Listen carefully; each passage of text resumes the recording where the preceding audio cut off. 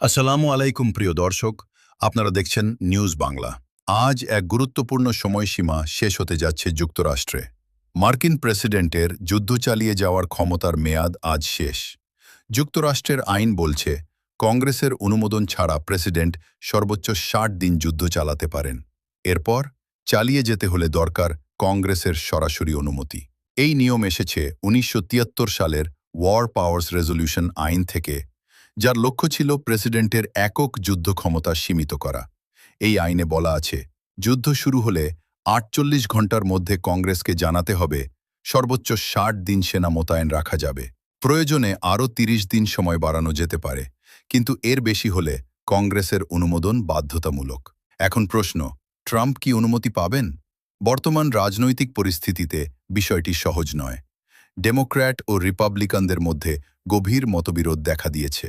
সাম্প্রতিক এক ভোটে প্রেসিডেন্টের যুদ্ধ ক্ষমতা সীমিত করার প্রস্তাব ৫২-৪৭ ভোটে ব্যর্থ হয়েছে।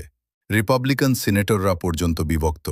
কেউ কেউ বলছেন অনুমোদন ছাড়া যুদ্ধ চালানো সমর্থন করবেন না। অন্যদিকে ডেমোক্র্যাটরা বলছে এই যুদ্ধে প্রতি সপ্তাহে খরচ হচ্ছে শত শত কোটি ডলার। ইরানের বিরুদ্ধে যুক্তরাষ্ট্র ইসরায়েলের যৌথ হামলাকে ট্রাম্প বলছেন আত্মরক্ষার অংশ, কিন্তু বিরোধীরা এটিকে অবৈধ বলেই দাবি করছে। এখন ট্রাম্পের সামনে ৩টি পথ: ১. কংগ্রেসের অনুমোদন চাওয়া, ২. সেনা প্রত্যাহার শুরু করা, ৩.